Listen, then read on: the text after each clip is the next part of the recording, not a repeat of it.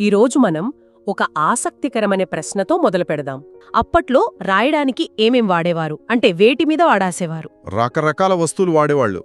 రాతి పలకలు, చెట్ల బెరడు, కొన్నిసార్లు మైనపు పలకలు, జంతువుల చర్మాలు అంటే తోలు. తోలు కూడానా? అవును. ఇంకా మట్టి పెంకులుంటాయి కదా, వాటి మీద కూడా రాసేవారు. వాటిని ఓస్ట్రకా అంటారు. కానీ వీటన్నిట్లోకి ముఖ్యమైనది, బాగా పాపులర్ అయింది మాత్రం పాపిరస్. పాపిరస్ విన్నట్టున్నాను. అదేంటి? అది ఒక మొక్క. నైలు నదీ డెల్టాలో సిరియా నదుల దగ్గర బాగా పెరిగేది. ఒక రకమైన రెల్లు జాతి మొక్క.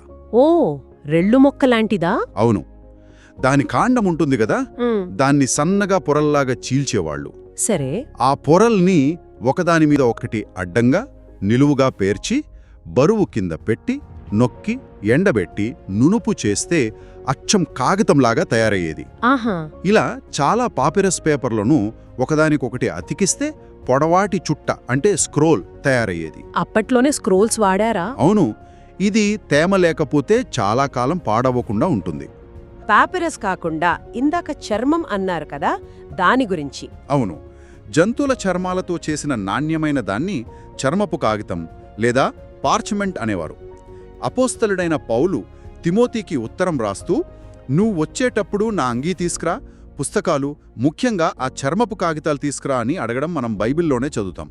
2 తిమోతి 4:13. అవును, ఉంది.